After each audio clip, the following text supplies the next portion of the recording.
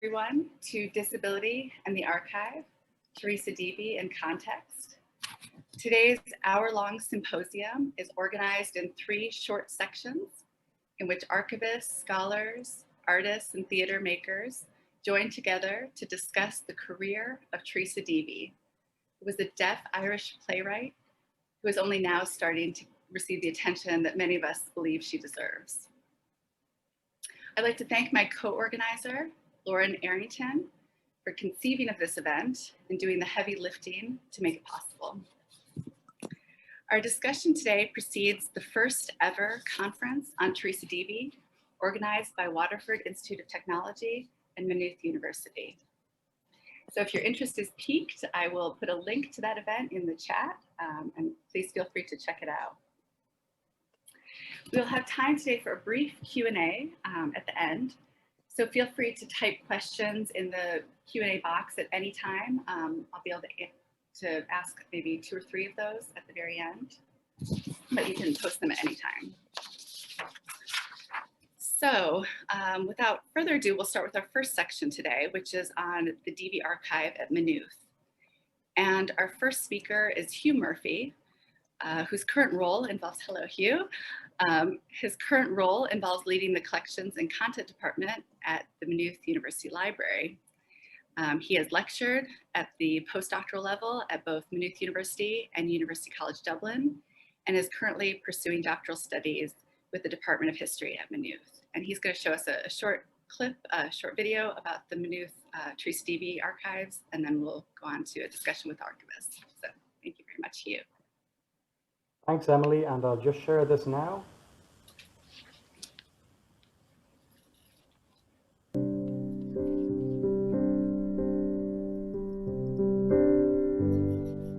This collection brings to light the work of a really important Irish playwright, Teresa Deevy, who's almost been forgotten. What I find most interesting about the archive is the way Deevy writes the role of women. We see situations Teresa Deevy wrote about that are still as real today as they were in the 1930s. She had a string of successful productions, but she fell out of favour with an increasingly conservative Abbey Theatre under Ernest Blythe. She was never told why she was dropped, but the suspicion was that her writing was just out of sync with De Valera's Ireland. Teresa Deevy wrote strong female characters who were penned in by social convention and limited in opportunity. In 2010, the Mint Theatre in New York rediscovered Teresa Deevy and began a project to revive her plays. Katie Roach is probably Teresa Deevy's best known play, and within the archive we have a number of programs showing different productions over time. We also have a number of reviews from the contemporary press, some of which are quite reactionary. The really exciting thing about the collection is that it shows the creative process. We have a number of Deevy's scripts which she's marked up by hand over time, and you can see the drafts, the rewrites and the revisions and how she went about creating her plays. This is a great resource for anybody interested in theatre history in Ireland, in the creative writing process, and just in social historians or people interested in the history of women in Ireland. We really welcome the opportunity to work in a collaborative process with our colleagues in the DRI. We learn new skills in the process, and we got to contribute to what we think is an important resource.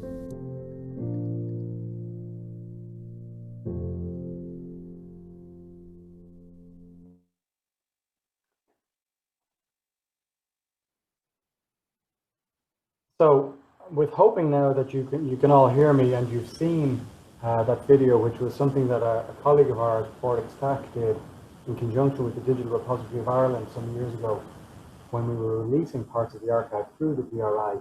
And it gives you a greater, quicker flavour of the breadth of the archive.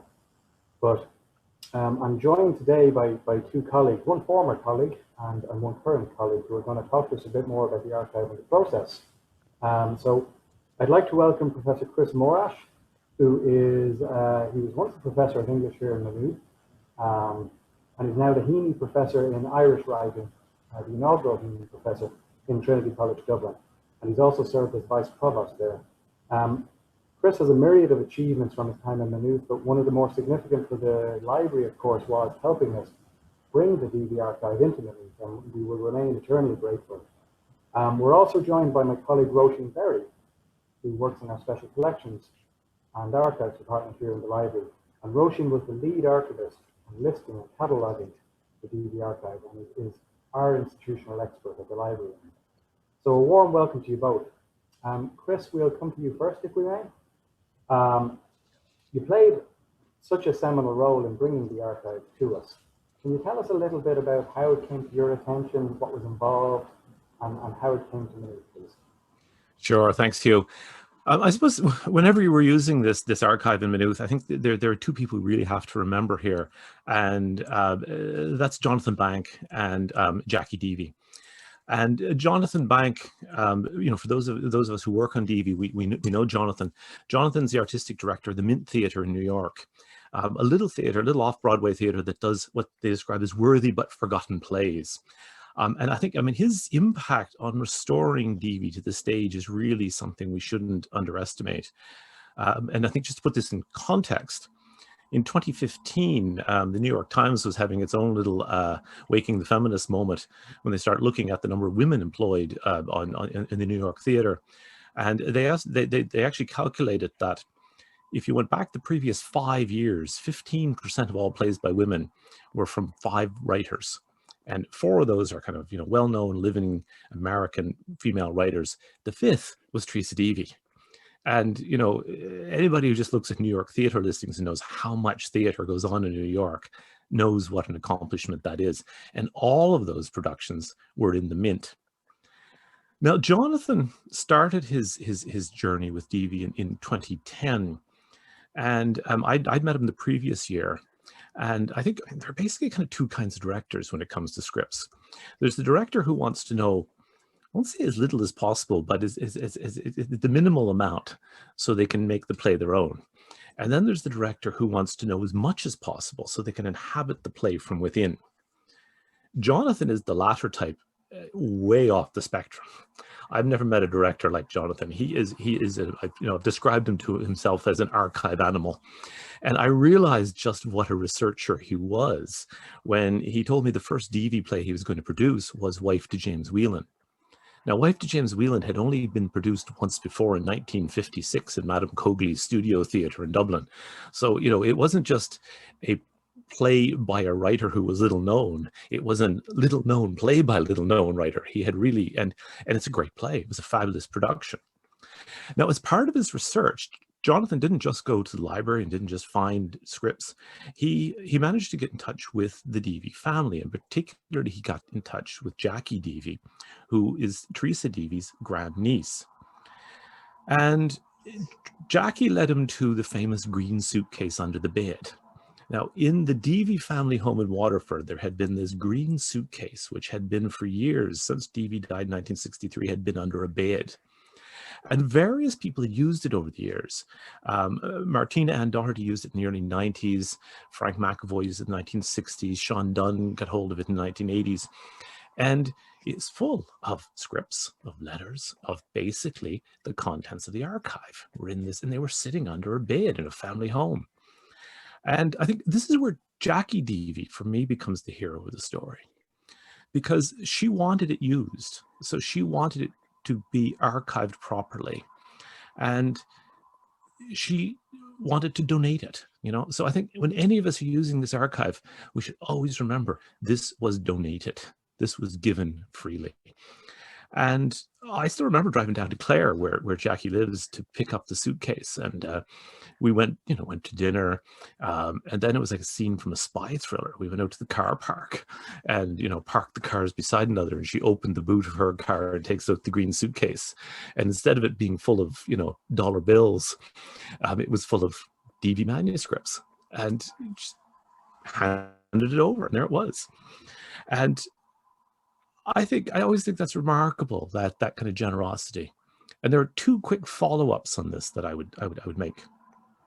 The first is that when the collection came to Maynooth, the Maynooth library staff didn't do what often happens when there's a manuscript donation, which is to put it in boxes somewhere and sit on it for a few years. they went right to work. I mean, your people really went to work with this. And from the outset, we're thinking about how it could become a digital collection.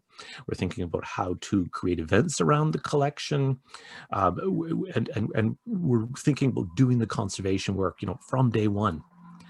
And I remember Jackie coming up to Maynooth just to see how things were going for a visit one day, and going into the Russell Library. And there was one of the conservation staff with those, those white gloves that they wear, using tweezers to take the steel staples out of a manuscript. And Jackie got really emotional, because here were her Aunt Tess's papers being treated with such respect. And respect is the only word I think I can use. And that was just enormously rewarding for her.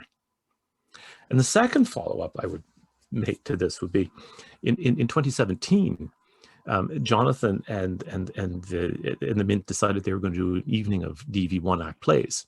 So they did a bill made up of Holiday House, In the Cellar of My Friend, Strange Birth, and The King of Spain's Daughter. And Jonathan and John Harrington and Fordham and I were having a bit of email correspondence. What do you call this? And somehow or other the phrase, the suitcase under the bed, came up. So that Mint production in 2017 is called The Suitcase Under the Bed. And we thought, okay, it's an evocative phrase in its own right, but we all knew what it meant. It was the suitcase under the bed, which became the archive. So that's the archive. That's brilliant, Chris. Thank you so much. And you're quite right, if I may, to note that the enormous debt we owe to Jackie Deevy. It's our part to do right by the collection when it comes to us. But obviously, somebody has to have the faith in us initially that we will do right by it, and I hope in this instance we have. And certainly, if we have, a key contributor to that is my colleague Roisin Berry. Roisin, we'll go to you if we can. We've got about 5 minutes in our session. Could you just give us in that time a brief overview of the type of material that's in the archive, please? Sure. Hello, everybody. Just to give you a sense, I suppose, of the archive, just very briefly. It contains a lot of the document types that you'd expect to find in a literary archive, so literary correspondence, the dramatic scripts, theatre programmes, and then her essays, her short stories, articles, you name it, and then the media coverage of her work as well at the time. And it really reflects her creative output throughout her career and also her evolution as a writer.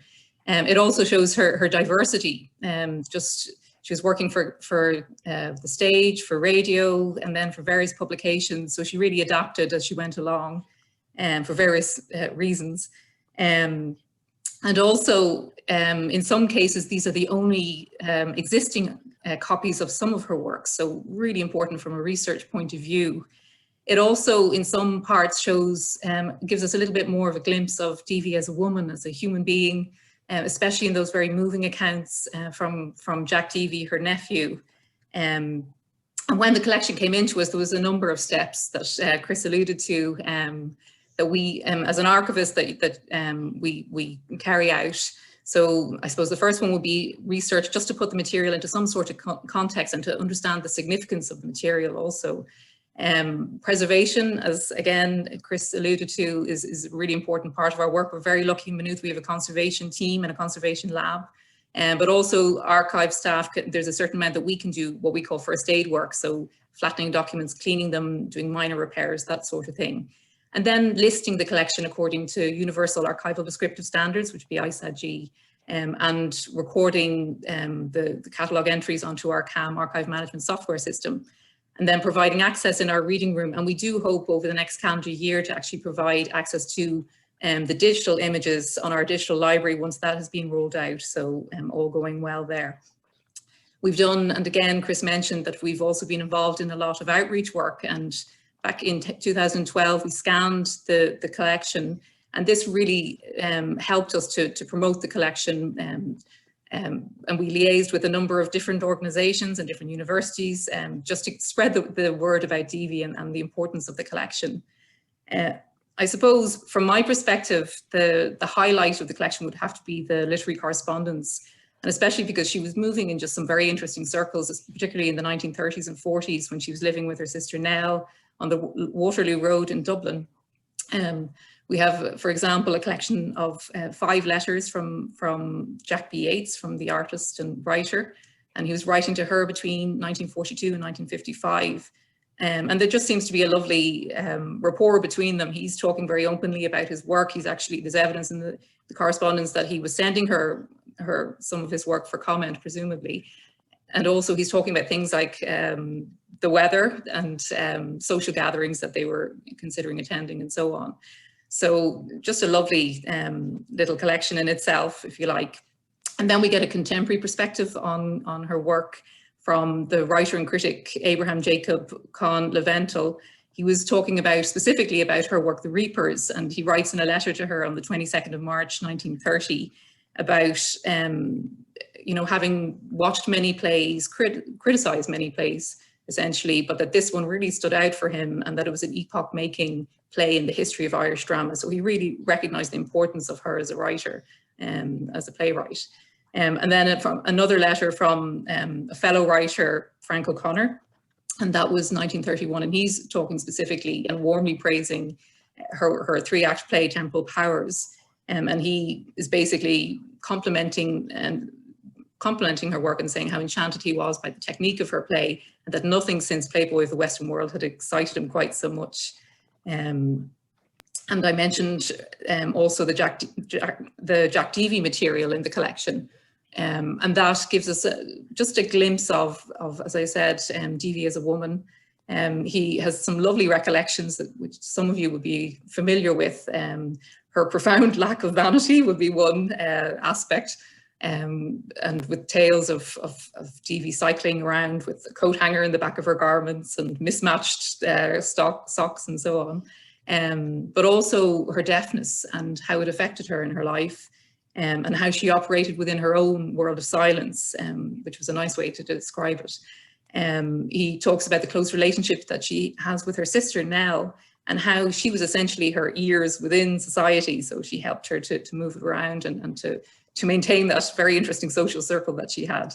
And also that, I suppose, he also captures that pivotal moment and that life-changing moment in her career when wife to James Whelan was rejected by the Abbey and everything changed for her.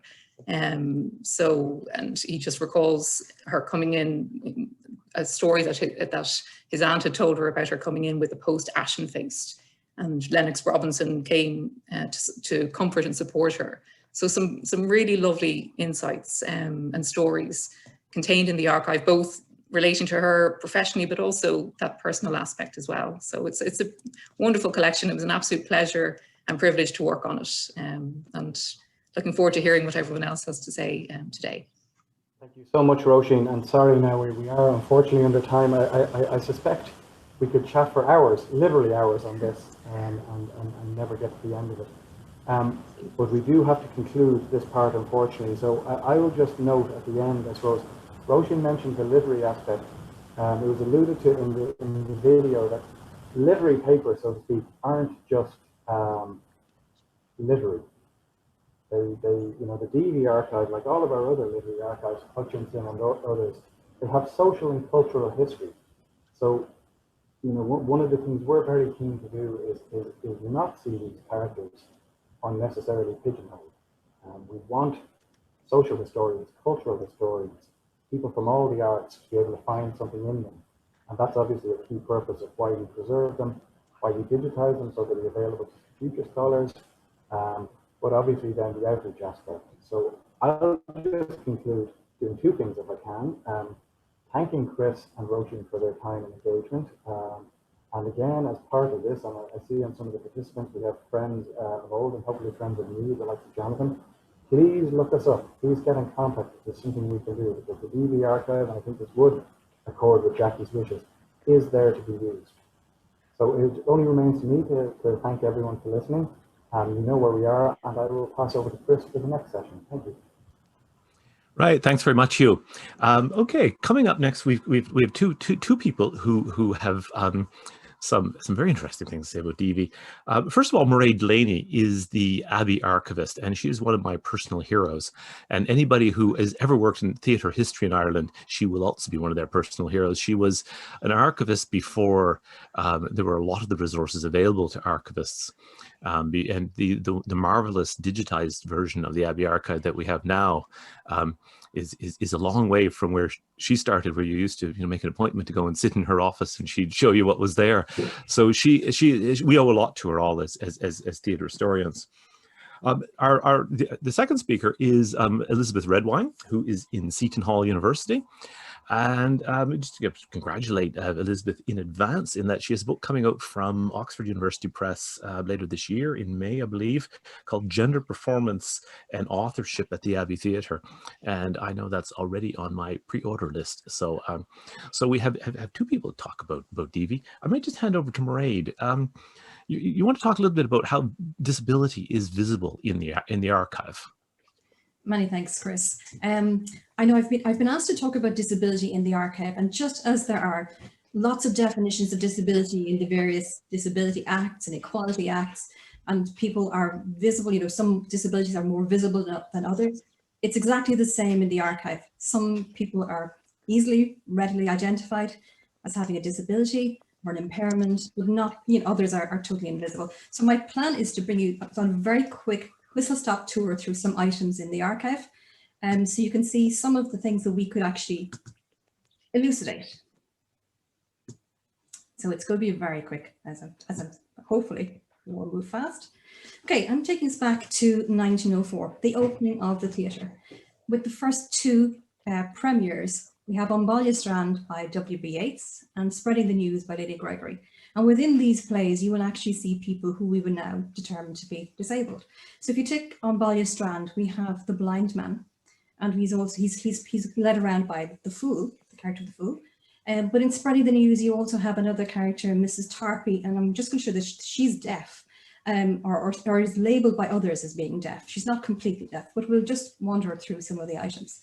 So we have a costume design for the character of the blind man, and this is by Charles Ricketts from a 1915 production of the play. So you can see how they're trying to depict somebody who is blind. And ironically, blindness is the thing that turns up most commonly, I would say, in a lot of the earlier pieces. Moving on quickly then, we're going to the script for Spreading the News. And within it, the prompt script can kind of give us more directions about what the actor has been required to do. So if you look on the left-hand side, you have the policeman. He's instructed to stand beside Mrs. Tarpey. So you can visualize him standing right beside her, and then he has to shout. So clearly, this is showing that she has a hearing impairment. And a couple of pages later, she herself, when she was reacting to the singer, Jack Smith, she's saying that would be a good song if I had my hearing. So again, you can pick up the pointers there that definitely she has a hearing impairment. Just some of the other illustrations we could utilize here. This is Arthur St. Clair in 1908 in The Well of the Saints. This is a studio photograph. So you can see it's posed, and obviously posed photography at that time would have been, it's quite still. But if you look at 1978, if you look at The Well of the Saints, and again, the personification of the two blind beggars, again, they're depicted with their eyes closed to denote blindness. So again, it's how you represent this disability. And I'm just throwing this in for a little bit of fun. 1972, we have a production of Richard's Cork Leg. And as you can see, it's kind of coinciding with the Dubliners. And this production does particularly well because of the inclusion of the Dubliners. So in this case, you can see Ronnie Drew and Luke Kelly depicted as the blind men. So again, it's just a little aside. But other blind people that you will come across are people who have been blinded, or the action necessitates that they blind themselves. So we have Oedipus, and ironically, Oedipus blinds himself when he realizes that he has killed his father, has married his mother, has fathered children with his mother. But that whole notion, it comes about by the interaction with Tiresias, who is the blind seer. If you look at the interpretation again of Tiresias in The Burial of Thebes, which is based on the Antigone story in mythology, Tiresias is this blind, he is blind, but he is given magical sight. He has the gift of second sight. So again, there's another twist on a disability. I'm now moving on to physical disability and how it can be interpreted. So in this case, I'm looking at O'Casey. And if we look at the image on the left, it's Johnny Boyle, the character from June and the Paycock. He has lost an arm in the War of Independence. And again, if you look at Silver Tassie, Harry Hegan, when we first meet him, is seen as this fine, strapping, athletic young man. He goes off to fight in World War I. And then as a result of his injuries, he's confined to a wheelchair. And that juxtaposing, the two parts of the play really are strongly juxtaposing how disability has closed his world for him in this interpretation of the play. Moving on to some other depictions. So if you look at Graham Reed, his play, The Death of Humpty Dumpty, in 1979, again, it deals with George, who's in the bed, depicted there by Clive Geraghty, who has been involved in the Troubles. Basically, he's an innocent bystander. And he's, again, having to deal with his disability and how his life has changed. But if you look at Brian Friel as well, and I'm racing through this, guys, I know. But if we take Friel and we look at translations, I find that a fascinating play in itself. But if you look at the depiction of Sarah, she clearly has a speech impediment. She's not able to converse. She's not mute, but there is an impediment there. And she is being educated, if you like, by Manus. And Manus is also depicted as being lame. So there's two characters within the play that are represented as having some form of disability. Again, moving on swiftly to A Little World of Our Own. Again, based in the north, it's based in Rathcoole in Belfast, and you have some of the hard men here's the loyalist play, but there's three brothers, and the youngest brother, Richard, is seen to have a mild intellectual disability. And I'm contrasting that with B for Baby, Karma Winter's amazing work, where it's said that the characters are living in a residential home for people with a serious learning disability. And again, it's the interactions with the carer, and again, I don't really want to kind of spell too much out in this play, but there is a huge amount of interaction there. And some of the more recent interpretations or representations on stage have been presentations or co-productions, and I just wanted to flash them up really quickly. So obviously we have Follow in 2014, Amanda and Leanne will discuss Talk Real Fine, Just Like a Lady. And then most recently, before our first lockdown, a piece about autism, which is amazing, by Jodie O'Neill. So these are just kind of more recent pieces, but I'm taking us back to Teresa Deevy, where I was supposed to start. So this is just in 1938, an Abbey Theatre Festival, where over 2 weeks, they have 17 plays they put on. So really producing different plays every night by 12 authors. Of those, 2 are female, and the 2 female writers are Lady Gregory and Teresa Deevy. So she is seen as, in the representation of the Abbey canon, she is quite seriously put out there as being a major force to be reckoned with. And how they describe her is fascinating as well. I know we won't have time to look at this, but I just thought they'd just pop it up there. And by contrast, one of the other playwrights is George Shields.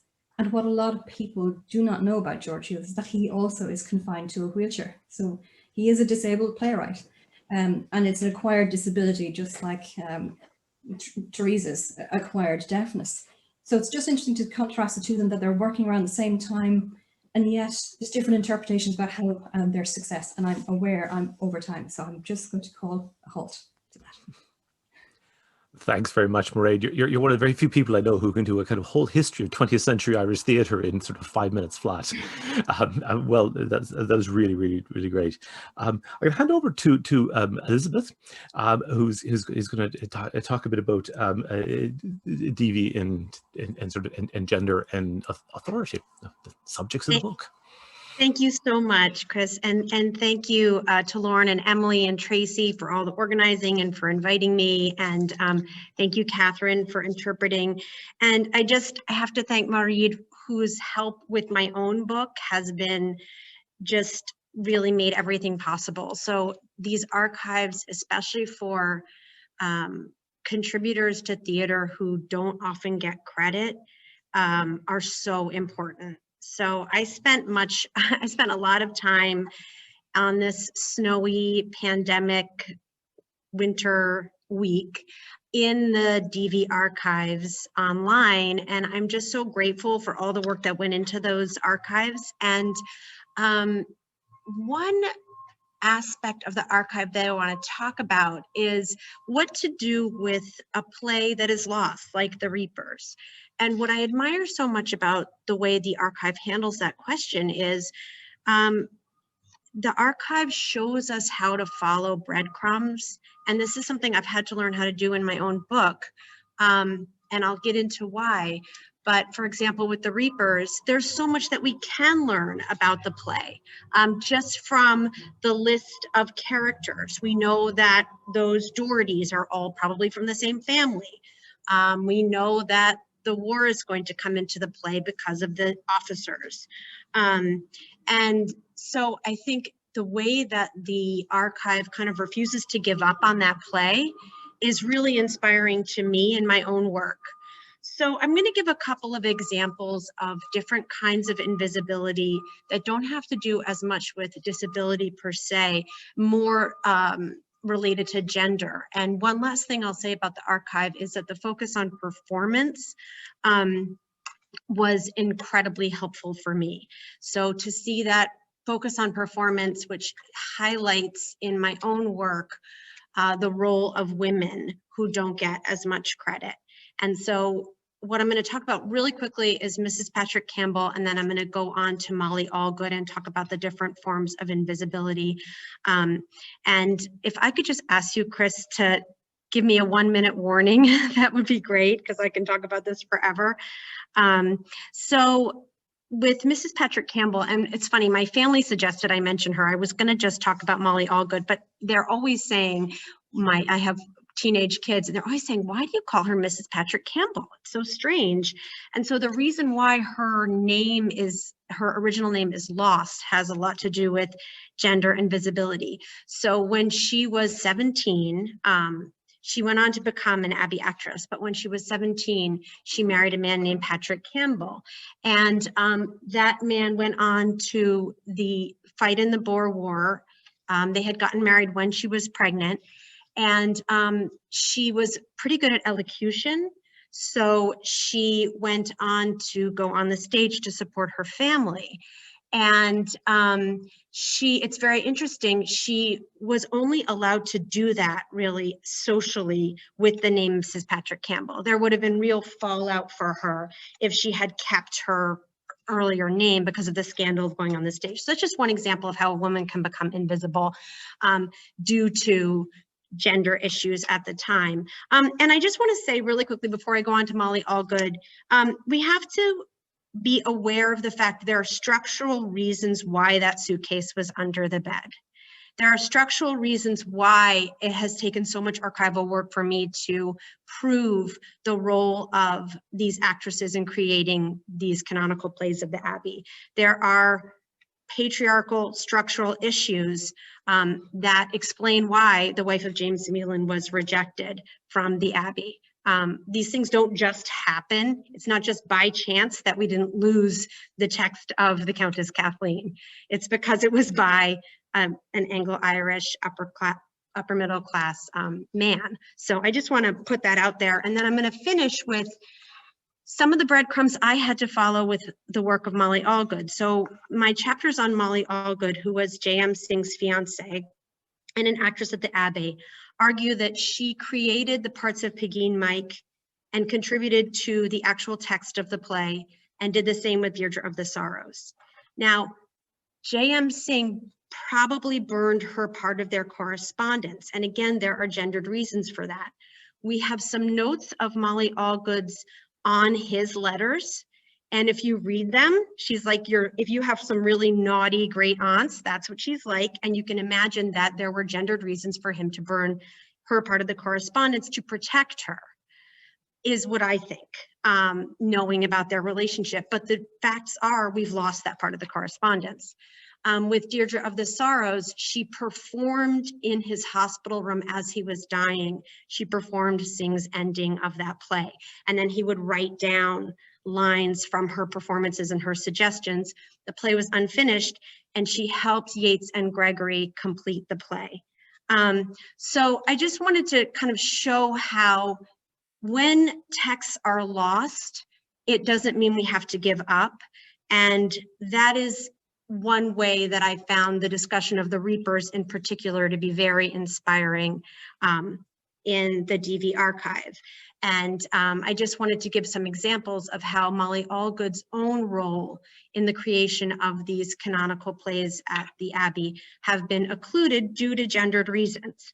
And if you look at the ending of Deirdre of the Sorrows and how Yeats and Synge and Molly Allgood after the death of Synge finished that play, it's very strange. You start to see early on Yeats, Synge, and Molly Allgood, and then pretty soon you just start seeing Yeats and Synge. So she just gets occluded. And just one last pitch for that archive. It made me so happy to see how the loss of a script didn't result in the loss of interest in that play. So, and maybe there's another suitcase somewhere and we'll find the Reapers. Thank you so much. Thanks a million, Elizabeth. Yeah, I mean, yeah, and that sense that you know, we wish there was another suitcase there somewhere. In fact, that's kind of what I want to pick up with, and I want to actually develop some of the points Roisin was making as well, because you know we have a great archive, but we're always aware that there's things missing from that archive, and that you know you get a sense that Teresa Deevy was you know a very active correspondent, and the number of letters we have is actually quite small. And in the correspondence that's there, though, we do get a sense of her not just as a writer, but as an active member of a literary world. And, you know, there's some of the letters are fascinating. Here's one from February 9th, 1936, where she's writing to her friend Florence Hackett. It says, "We went to the Penn meeting. Wished you had been there. You would have enjoyed it. Just as we arrived, your brother," this is Francis Hackett, the novelist, "was starting his address. You have seen the report, of course, but that was very bare. Much of it turned on Daniel Corkery's viewpoint of what Irish literature should be. You know his narrow view and who he wants to limit by nationality, religion, etc. L.A.G. Strong spoke, of course. I liked him, his appearance and bearing, but I could not follow what he said, which Nell tells me was very interesting. As she remembers, she tells me parts of the speeches." Now, of course, the Nell mentioned here is Teresa Deevy's sister Nell, who was her constant companion and acted as an interpreter for her. And what's interesting in the archive is when you get Deevy writing letters herself, or when you get people who knew her writing, they just take it for granted that Nell is there and that she and Nell work together to talk and to communicate. But when other people meet Teresa Deevy, the thing they see is the interpreter. And so only a few weeks after she wrote that letter to Florence Hackett, she did an interview with the Irish Times. Katie Roach is in dress rehearsals. So they did a kind of a publicity interview. This is the 14th of March, 1936. And here's what the interviewer writes. He says, "Despite her disability, Miss Deevy works and succeeds as Beethoven did in his declining years. It's only possible to converse with her by the aid of her sister. She reads what is said by her sister in labial signs as formed by uttered words, and having grasped the meaning, turns with a smile to reply to the inquirer who has addressed the question to the sister." Now, this interview is only 3 paragraphs long. One tells you who Teresa Deevy is. One tells you about talking with her through Nell, and then you only get a few lines from Deevy herself. So the interviewer can only actually see the interpreter as opposed to what Deevy has to say. Whereas when Deevy's writing herself, or there's other people kind of writing about Deevy that know her, they just take this for granted. I mean, that document that her nephew Jack Deevy wrote in 1984, he just puts it, he said, you know, it says that she used sign language, she used lip reading, and he says, when she was baffled, her sister Nell gave her the meaning. You know, that's for people who knew her, that's just how it worked. But what we see when we start seeing her, and not how people saw her, is somebody who is deeply enmeshed in a literary world, in literary society. And the thing is, it doesn't end when the Abbey rejects her work, starts rejecting her work in the late 1930s. Here's another letter. This is from her Dublin address in 16 Waterloo Road. And of course, in the 40s and 50s, she kind of moved back and forth between Waterloo Road and Landscape, the house in Waterford. And just think actually of Waterloo Road. in the 1940s. Bagot Street is around the corner, Parsons Bookshop, Leon Miller's Dolman Press is around the corner on Upper Mount Street. Jack B. Yates, with whom there's correspondence in the archive, lived around the corner in Fitzwilliam Square. The Irishwoman Writers Club met in hotels in the area, the Shelburne. They met in Janet's, the restaurant around the corner. Here's a letter to, this is a letter to Patricia Lynch, who's also, of course, a writer in her own respect. This is from 1953. Went to Liam Miller's the other night, celebrating the Dolman edition of David Marcus's translation of Midnight Court coming out. Tonight, we go to the 37, which was one of the small theaters at the time in O'Connell Street. So, you know, here's somebody who lives in the middle of this kind of literary world. And in some cases, to some extent, really doesn't let the fact of her disability get in the way of that. She just moves through that world. And so when I think of Teresa Deevy, one of the things that always comes across to me, is particularly with family members, is they mention that she cycled everywhere. That, you know, she went through the traffic with a kind of heedlessness that is the true absence of fear. And I think what the archive shows us is a deaf person in a literary world that didn't really accommodate her deafness very much, but she moved through it in the same way that she cycled. You know, she was heedless in the very finest sense of that word. And I think that's the glimpse we get in the archive of somebody who is very much involved in a literary world. So there's lots of treasures in the archive. I'll leave it at that. I'm going to hand back over now. That's me finished. I'm going to hand back over to Emily, and she's going to introduce the final part of this. Thanks. Okay. Hello, everyone. I'm just messing with the spotlights here to make sure everyone's lit up, who should be. Okay. Hello. Well, it's my great pleasure to introduce the third component of today's discussion, which is on theater for the deaf. And I have with us today Amanda Coogan and Leanne Quigley, who will be giving the next presentation. And this section is gonna be a little bit different. It's gonna be a conversation between Amanda and Leanne. And I'm just gonna offer you just a quick introduction to both of them. Amanda Coogan is a performance-based visual artist with a particular focus on embodiment and feminist and social justice. Irish Sign Language is her mother tongue. Leanne Quigley, our next speaker, who's gonna be in conversation with Amanda, is a passionate deaf activist, actor, writer, and director.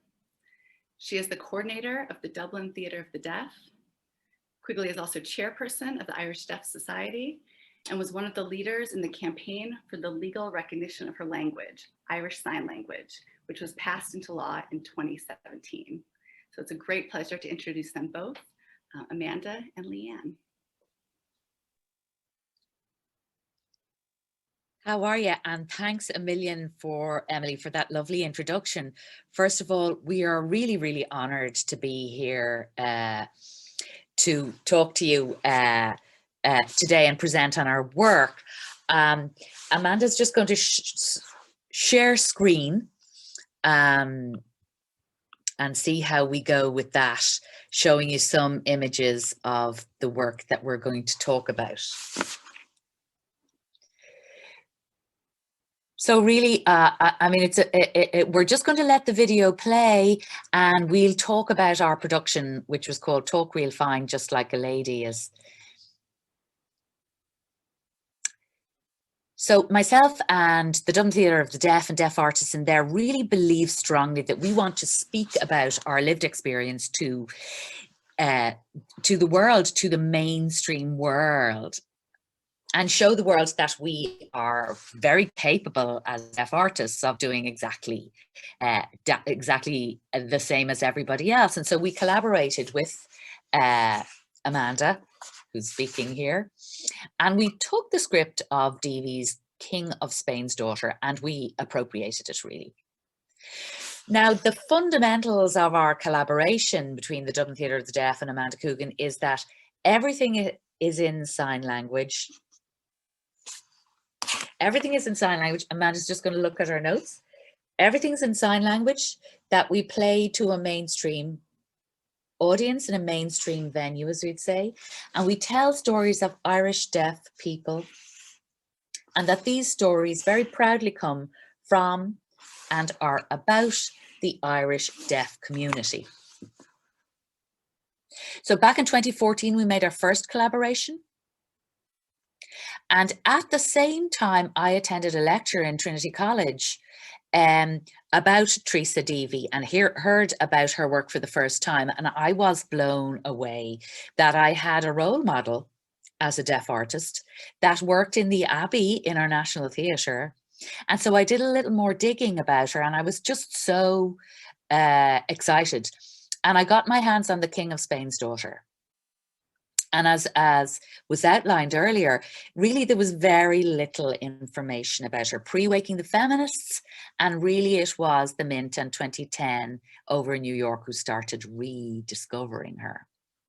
So this picture here, so we paralleled our production with her play, but this production, her play starts with the stage instructions that two of the characters are looking. So this is the Irish Sign Language for looking, and this is the sign for Ireland, as Leanne is doing it here. So we inflected the sign for looking into the sign for Ireland. So we were looking at Ireland, one might say. And from Deevy's script, you know, was written in the 30s. So we really looked at our own community, the deaf community, sign language using community, and what happened in the 30s. And we were really trying to parallel the lives for deaf women then and make all of these parallels to our lived experience. So the script is full of these moments of oppression of sexuality, of creativity, of escapism. And this is the sign, this is the Irish Sign Language for oppressions, quite visual. You put somebody, if this is somebody's head, you put them down. So that was quite a trope within our production. So let me give you some background on the Irish deaf community. There's 2 residential schools for deaf children, St. Mary's for deaf girls and St. Joseph's for deaf boys, both of them in Cabra. They're 2 miles apart, but certainly in the 30s, they were completely segregated. And this fascinatingly developed this in an absolutely fascinating moment.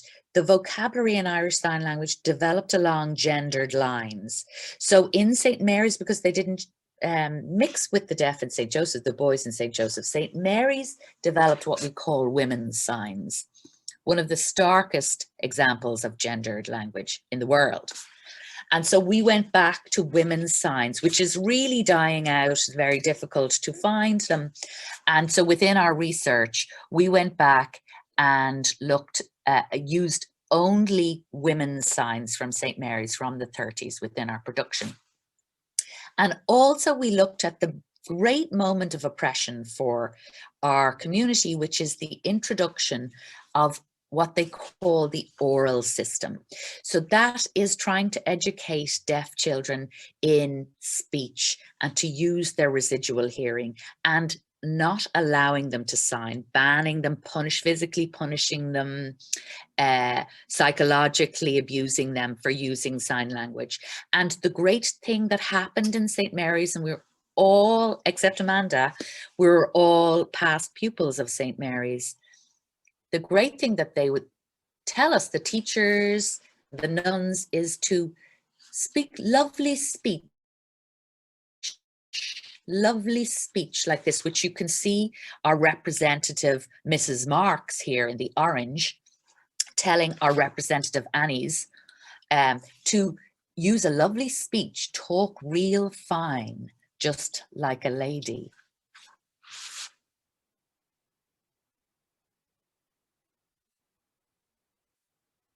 Throughout the play, we used this gendered vocabulary, which we call in the community women's signs.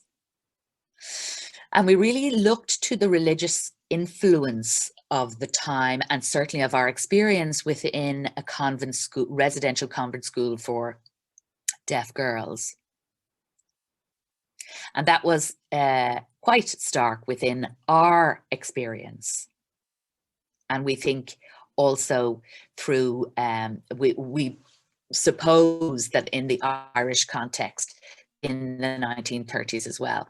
Here we are actually signing part of the Hail Mary actually as a chant, preschool chant. And then we move our signs into, Deevy has quoted a Pauric column poem in the middle of The King of Spain's Daughter called The Drover. And so we translated The Drover very simply into women's sign language.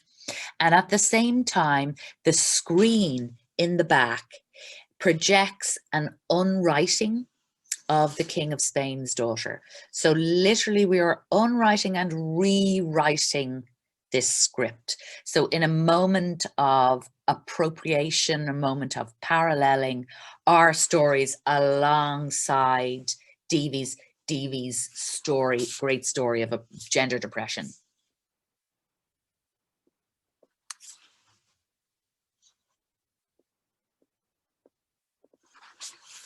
So we are literally unwriting or rewriting Deevy's script.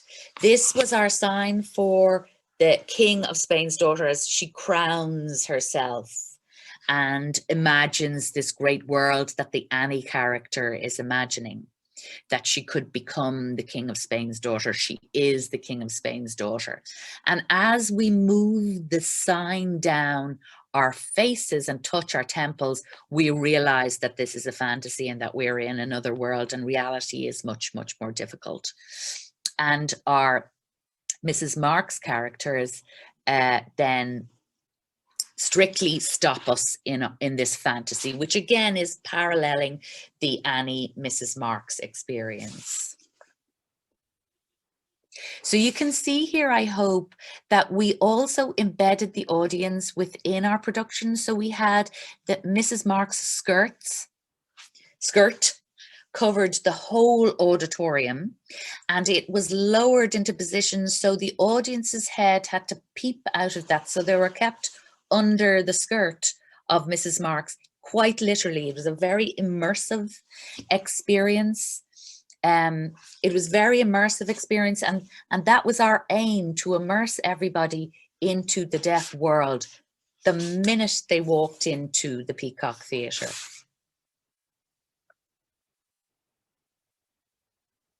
You can see one woman that we really, a deaf actress called Paula Clark, who is in a huge fantastical moment with the projection. We inflected that with sexual fantasies. She is actually fantasizing that she can be an opera singer. We had a very beautiful piece of opera singing here, and she goes off script as such. It was a lip sync, but she goes into a reverie. We can hear her deaf voice making utterances, and she's absolutely ecstatic in this moment of reverie. We can see here the audience are looking straight at her. The audience are within the deaf world, caught in this web of the deaf world or under the skirt of this deaf world. It was actually a very, very emotional scene, both for the audience, but for us as we were making it, because it was very, very much based on the lived experience of us all. There was 21 deaf actors in this idea that we went through this oral system that trained us to try and speak, to try and use our residual hearing. We were all left school and realized that actually we thought we were great speakers, but we couldn't be understood outside of school. Our Annie characters, now we had 5, representing a multiplicity of this experience, I suppose, in it. And as we watched, as the other Annies watched Paula in this fantastical dream world, We then attacked her, and again, this was from lived experience. We attacked her, as you'll see here, with hairbrushes and told her to stop. And it was a great, I suppose, we used a lot of slow motion to extend the gesture. We pulled these hairbrushes back. We threatened the audience beside us with them. And then we bashed her with the hairbrushes. And we have Alvin Jones, one of the other Annies here, stopping it. So actually standing up and going, stop. Stop the punishment, stop the oppression, stop the beating. And just in a historical moment, the kind of infighting that you get with an oppressed minority, it was a stand up against that. Stand up against any putting down of the oral system, putting down of Irish Sign Language, putting down of ourselves. And actually, in a way, this symbolized a coming together from the community in a moment of togetherness, campaigning to achieve the legal recognition of Irish Sign Language. Now, can I give you a context? This was 2017, September 2017, during the Fringe Festival. And Irish Sign Language was about to be recognised. It was recognised into law in December 2017. So we were at the front end of the campaign. You can imagine, great coming together, great celebration, great activity and agitation for the legal recognition. And we took these hairbrushes and turned them around, and so they become like a placard. And in this very simple final scene, these placards, we just stand with these blank placards, but we had pre-recorded an ISL recognition, a glorious, joyful, small march for the recognition of Irish Sign Language with all of the cast members. So it was a celebration, it was a positivity, it was a coming together. Of course, it's a serious point. We were looking for legal recognition and a moment of human rights, but it was celebratory. And all the actors, then all the Annies, just stood still, planted, almost standing up for themselves in that metaphor, holding their placards. Looking for ISL now, looking for human rights. And just in summary then, we really took Teresa Deevy's script, we took her as a great role model of deaf artists. We looked at the 30s, we looked at why she had been lost in the canon. We looked at all of the parallels with institutionalized deaf women, I suppose, at that time, using their language, this specific gendered women's sign language, and we looked at our lived experience as the company who made this. And really our great idea is always to show that deaf people can do exactly the same as hearing people. We have a different experience. We were experienced oppression, exclusion. We're a linguistic minority, but actually we can do as hearing people can do. Yes, and Deevy was deafened at the age of 20. We know that it was, as Mairead Delaney described, an acquired deafness, and all of us were much younger when we were deaf, either born deaf or what we would say is we're sign language users, because because we were deaf for so long, so young, and were educated within the deaf community, in the deaf schools. And really we wanted to look at that isolation that I think we saw in Deevy, especially when she lost Nell, her sister, who was her interpreter, and really her observation of the world through that, and reading all of Deevy's experiences and as metaphors for the experience of a deaf woman within the world. And one of the reasons why we were campaigning for the recognition of Irish Sign Language was really so that we could have interpreters in all the aspects of life that we want to access.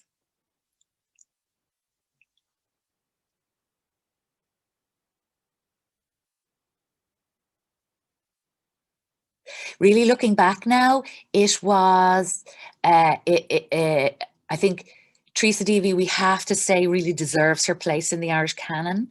Really, and it's really significant to remember her as a deaf artist and to work together as deaf artists to reimagine her work and recognize her work again. Thanks a million. Thank you so much, Amanda and Leanne. That was just wonderful. Those images are incredible, just incredible.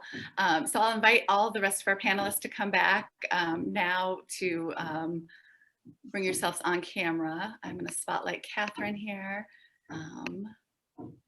Okay, and then we're going to go ahead and just have a few minutes of Q&A here. I know we're a little bit over, but if you'll indulge us for a moment, I think it will be worth it. A couple questions already came in. The first question is for Amanda Coogan. And the question is, it's actually for Amanda and Leanne, which is what archives, collections, and or people were instrumental in the research for Talk Real Fine, Just Like a Lady? So connecting what we've been talking about with archives, with performance, what archives were important or influential for you in coming up with this performance? Part of our team in the Dublin Theatre of the Deaf, and who myself and Leanne would work very, very closely, is a deaf artist called Alvine Jones, and she's the most amazing researcher. Mm-hmm. She's written the book, the history book on St. Mary's. Mm-hmm. So Alvine literally has an awful lot of, she's a Mairead Delaney for the deaf world, I have to say. Mm-hmm. She has an awful lot of things at the tip of her fingers. Also, a lot of us have family who are older deaf women, so over 70, who would use or know or remember gendered sign. Mm-hmm. And there used to be a deaf old folks home called St. Joseph's in Stillorgan. Mm-hmm. And I think a couple of the company members worked there or were in and out of there. Am I correct, Leanne? And we would have went to Barbara Lemaster, is the linguist, archaeologist linguist from, I think she was working in Santa Barbara University at the time. I'm not too sure where she is now. She might be in UCLA, who wrote the first paper on this distinct gendered sign language in Ireland. It is unique around within languages of the world. So we would have gone to Barbara's archive. My mother wrote an MA on women's signs and deaf women's history. My mother is a deaf woman. So there was lots of places where we went, but it was very much primary research, wasn't it, Leanne? Really, when we talked about the lived experience of institutionalization and boarding school from the company, all who had been boarded in St. Mary's from very young ages. Leanne, do you want to speak to that more than me?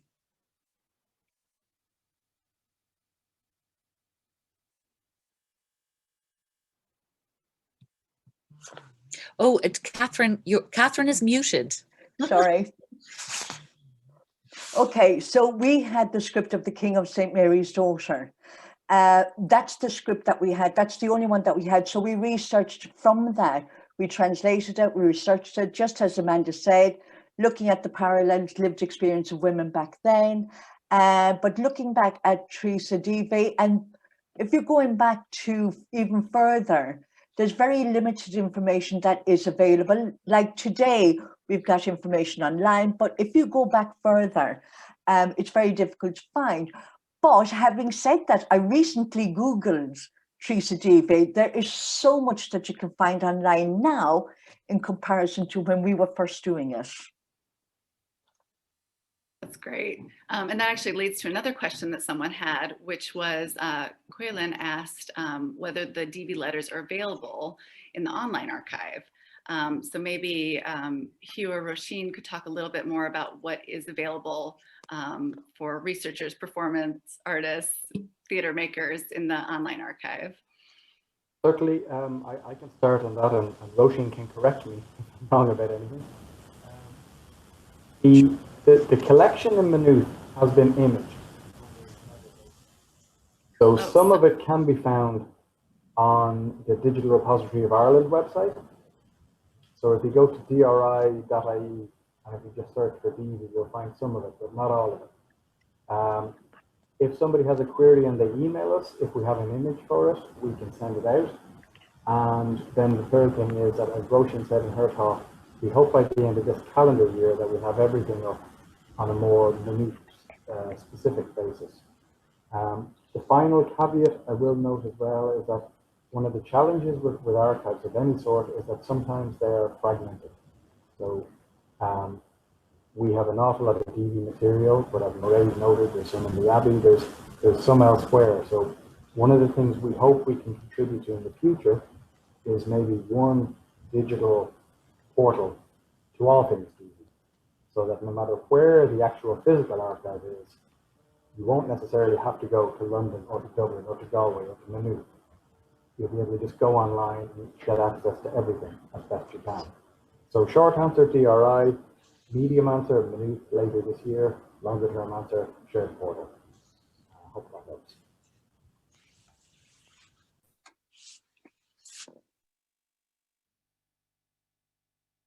Roisin, I don't know if you wanted to follow up with that. Not really, no, just to add that, or nothing to add really, other than that we're going to be rolling out our digital library, and that's going to make it a lot easier for people to go and access the materials. So, and if in the meantime, if anybody wants access to the catalogue or anything else, just to get in touch with us, and we'd be delighted to help you in any way we can, or to send maybe digitized images to you if required, and so on. So, I mean, if I could just say one more thing, actually, and Roisin will more about this. One of the challenges we have with relatively recent 20th century archives, copyright. So if you have literary papers from Jonathan Swift or Alexander Pope, you don't normally have a copyright issue because they've been dead a long time. If you have literary papers from someone like Teresa Deevy, it's more challenging. So one of the unfortunate, I suppose, from a research point of view, unfortunate corollaries is that not everything can be made available digitally. Most things can be examined in person, but it can be a real challenge. Roisin, would you concur with that? yeah, absolutely. Yeah, and we have various forms that we get researchers to fill out to cover all of that in relation to research, copyright, reproduction, and all of that. So that's all covered once you come to the reading room, or at the moment it's more of a virtual reading room. Given the circumstances, but we have all of that covered. So, okay, so I'll just follow up with a couple other quick questions here since we're running out of time. Very, very tight schedule. One question we got was, given the evidence in the archives that Deevy mixed in literary circles, is there any evidence that she mixed in the deaf community? I think that's a really important question. Anyone have any ideas about that? I suppose one answer to that is there were other members of her immediate family who were also deaf. I mean, her mother was deaf. She had another sister who was deaf. In fact, I think she had a sister who was both deaf and blind. So when she was home in Waterford in landscape in the family home, they effectively were a kind of a female deaf community. That you know, her father died relatively young. She had a brother who seems to have kind of, you know, squandered the family business. So it was really a kind of community of women who a number of whom were deaf. So there certainly was a deaf community there. How much she, you know, mixed with people who were deaf as part of a community beyond the family, I've never really seen anything on that. But then again, it goes to this whole question of what gets saved in archives. That, you know, if Jack B. Yeats writes her a letter, somebody saves that. If somebody else wrote her a letter, does that get saved? Probably not, you know. And I think it is one of those kind of the blindness of the archive. We can't really say. And then just a final question, which is, Are there any further plays coming out with Dublin Theatre of the Deaf? Is there any way to access Talk Real Fine Just Like a Lady online? These are all questions that are coming out of a thirst for more. So I will also ask Marie, is there anything else coming out in like the Abbey Theatre related to topics of disability? I'll make it a general question about what's next.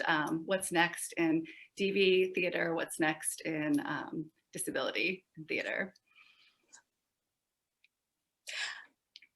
Well, Amanda and Leanne speaking here. We have a couple of course, we have a couple of projects on the go, and we are working on a research on deaf women, actually, inspirational deaf women at the moment, and we're whittling it down to a couple of characters, and we'll see where that goes. But we're at the glorious research part of that, and we'll see what happens.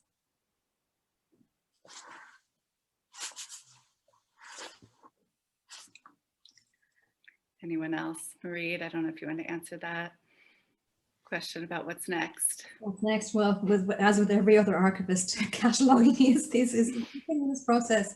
And I suppose I'm having a little sneak preview looking ahead at some of the minute books that our minute books up to 1939 are freely available. You can see them online, but not the next section.